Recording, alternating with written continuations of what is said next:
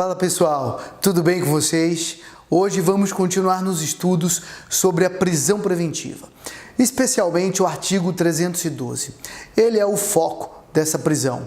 Ali nós temos os fundamentos jurídicos usados para caracterizar a necessidade de se prender o cidadão com base no perigo do mau uso da sua liberdade, o que nós chamamos de periculum in libertatis no passado, e usamos até hoje esse termo jurídico. Bom, o primeiro fundamento é o mais complicado deles. Complicado por quê? A garantia da ordem pública. Percebam o nome. Como nós vamos conceituar garantia da ordem pública? É impossível, é um termo vago, abstrato. Qualquer tipo de articulação de palavras pode tentar nos fazer entender que aquilo é necessário para a garantia da ordem pública. E no Brasil nós vimos durante muitos anos um período de grandes atrocidades jurídicas contra a liberdade das pessoas. Vamos estudar isso melhor.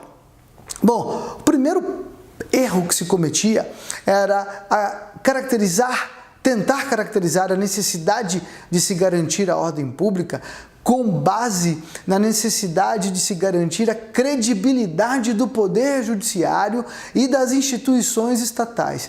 Imaginem, será que uma prisão preventiva de um cidadão que é réu, que está sendo investigado, ela vai mesmo servir para garantir a credibilidade do poder judiciário? Claro que não. Isso é uma grande bobagem. O que garante a credibilidade das instituições do Estado e do poder judiciário são a sua atuação com lisura e com transparência, sem conversa de iê, sem caixa preta, sem esconder as coisas da sociedade. Não é prender um cidadão que está envolvido num caso que tem um clamor midiático que vai trazer credibilidade para o poder judiciário. Durante muitos anos, os tribunais superiores rechaçaram esse fundamento. E existe ainda a posição consolidada dentro do Supremo Tribunal Federal que não aceita essa necessidade de garantir a credibilidade do poder judiciário e das instituições como fundamento idôneo para poder decretar a ordem pública. Outra questão que foi muito mal articulada era a ordem pública e a mera repetição do texto legal. Durante muito tempo, e ainda se encontra alguns magistrados que fazem isso. Prendo preventivamente para garantir a ordem pública com base no artigo 312 e tal. Pronto. O cara só faz isso. Ele não traz nenhum fato concreto que sirva de base empírica idônea para justificar a articulação daquele fundamento. Também rechaçado, nós não podemos aceitar. A doutrina brasileira não aceita. Os tribunais superiores não aceitam esse tipo de comportamento. Em frente, nós temos a garantia da ordem pública para garantir a aplicação da lei penal. Perceba a confusão. Ora, garantir a ordem pública é um fundamento e garantir a aplicação da lei penal é outro. Por muitos anos se fundamentou ali, olha, nós temos que garantir a ordem pública para que a lei penal seja aplicada, tal. Fundamento completamente teratológico, que também já foi rechaçado e muito com posição consolidada pelos tribunais superiores. Em frente, esse agora é muito interessante. Por quê? Vou lhe explicar. Até a década presente, até o início de 2011, o Supremo Tribunal Federal e o Superior Tribunal de Justiça, eles tinham um pensamento jurídico consolidado no sentido de rechaçar a periculosidade do agente e a gravidade do delito, seja ela abstrata ou concreta, como fundamentos idôneos para decretar a prisão preventiva. O panorama mudou, tá? Hoje houve uma flexibilização desse pensamento jurídico e vocês já vão encontrar jurisprudência caminhando nas duas direções. Muito perigoso. Esse fundamento tem sido muito utilizado, principalmente o fundamento que tenta justificar a garantia da ordem pública com base na gravidade concreta do delito. Ora, a gravidade de um delito sempre vai existir. Agora, ela não é suficiente para justificar a decretação de uma prisão preventiva. 98% dos delitos são graves. Um delito de homicídio sempre vai ser grave. Um delito de tráfico de drogas sempre vai ser grave. A questão é, há necessidade de de decretar a prisão daqueles réus?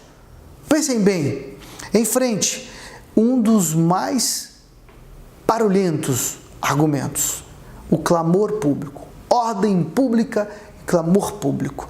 Eu cansei de ver, principalmente na década de 2000 e no início dessa década, várias prisões preventivas decretadas com a necessidade de se garantir a ordem pública devido ao clamor público.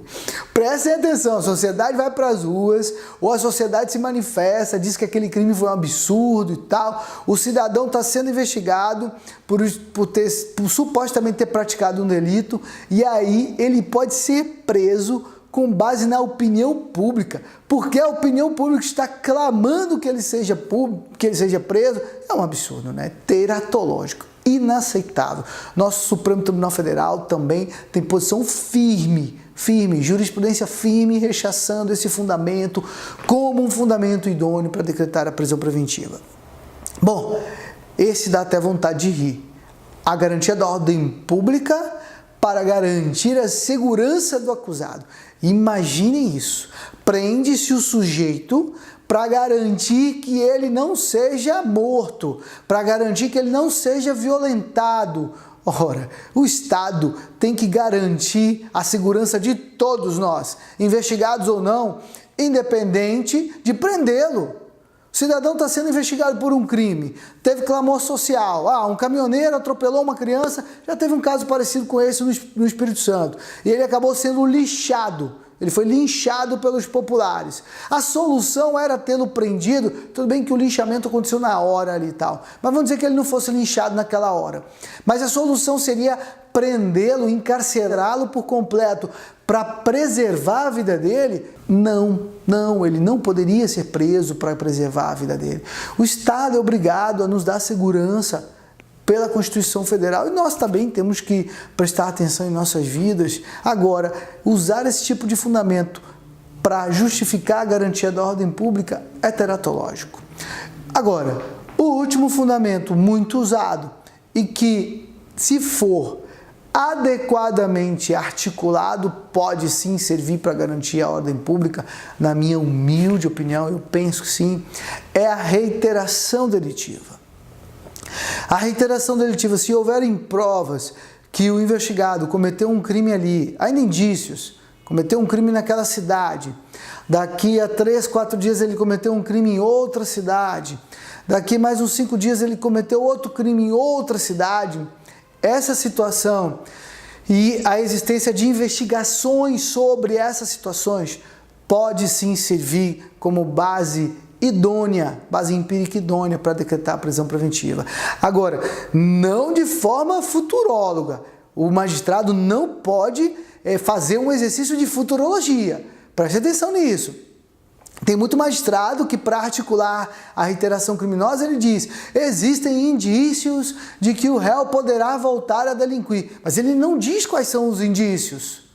Ele tem que citar. Lembrem sempre que, para tratar de prisão preventiva, nós precisamos da indicação de fatos concretos. Fatos que ocorreram. O processo penal lida com fatos. Meus amigos, espero que vocês tenham gostado dessas dicas, dessa análise crítica da ordem pública como requisito para decretar a prisão preventiva. Um forte abraço para todos. Fiquem com Deus.